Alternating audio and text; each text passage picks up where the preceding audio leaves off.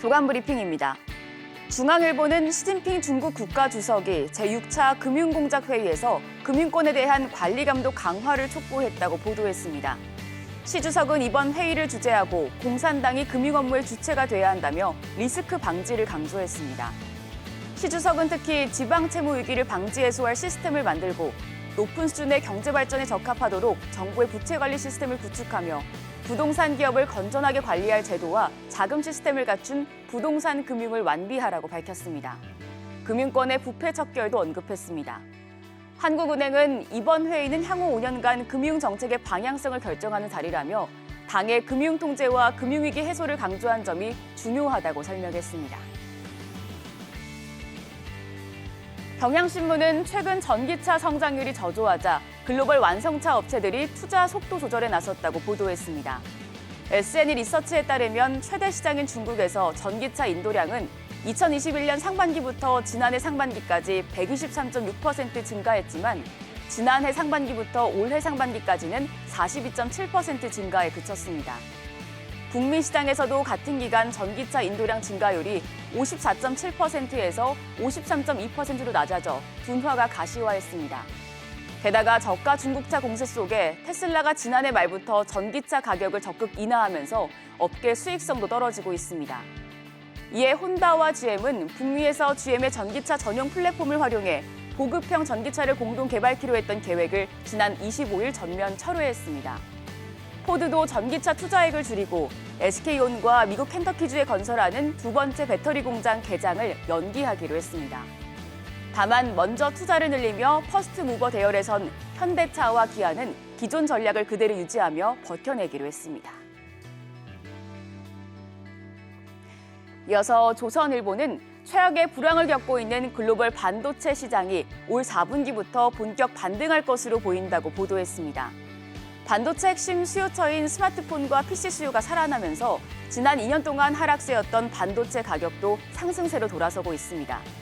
시장 조사기관 트렌드포스는 스마트폰에 들어가는 모바일용 디램의 4분기 가격 상승폭을 13에서 18%로 높여 잡았고 낸드 플래시 가격 전망도 기존 8에서 13%에서 10에서 15%로 상향 조정했습니다. 내년 전망은 더 밝습니다. 메모리 가격 반등세가 이어질 가능성이 높고 기업들이 성능과 가격에서 월등히 앞서는 고대역폭 메모리, HBM과 같은 고부가 디램 전환을 서두르고 있기 때문입니다. 삼성전자와 SK하이닉스는 빠르게 성장하는 생성형 AI 시장을 겨냥해 기존보다 가격이 40% 높은 고부가 가치 디램 생산 비중을 크게 늘리며 반도체 반등 흐름을 주도하고 있습니다. 동아일보는 파친코 왕국 일본에서 파친코 회사가 사상 최대 규모로 도산했다고 보도했습니다. 요미우리 신문 등에 따르면 일본 파친코 업계 4위 업체인 가이아가 계열사 업계 부채 1,133억 엔, 우리 돈 약 1조 195억 원을 갚지 못하고 전날 도쿄지방법원에 기업 회생을 신청해 회생 절차에 들어갔습니다. 1920년대 처음 일본에 선보인 파친코는 1995년에는 전국의 2만 개 이상 매장에서 연간 3천만 명이 파친코를 즐기며 전성기를 보냈었습니다. 하지만 버블 경제가 꺼지고 정부 규제로 당첨금 액수가 낮아지는 등 도박성이 사라지면서 사람들이 흥미를 잃기 시작했죠. 코로나19 대유행으로 입은 타격도 큰 데다 저출산 고령화로 파친코 인구도 감소하면서 업계 규모가 3분의 1 이하로 준 것으로 알려집니다. 마지막으로 중앙일보는 올해 들어 주택 인허가와 착공 건수가 반토막이 나며 건설사들이 부도 위기에 몰리고 있다고 보도했습니다. 건설 경기를 보여주는 올해 1월부터 9월 착공 물량은 12만 5,862가구로 정부의 대책 발표에도 지난해 같은 기간보다 57.2% 줄었습니다.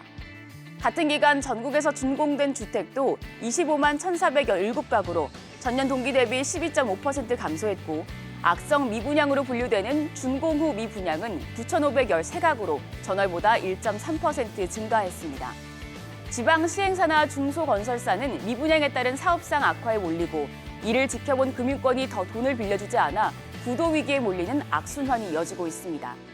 정부 대책 발표 후 유일하게 상황이 나아진 건 인허가지만 이 역시도 1월부터 9월 누적 물량으로 보면 전년 동기 대비 32%가량 감소했습니다. 정부와 지자체가 대책에 맞춰 인허가를 쏟아내고 있지만 정작 건설 현장은 커지는 공사비 부담과 자금 경색 우려로 몸을 사리고 있는 것으로 해석됩니다. 지금까지 조간 브리핑이었습니다.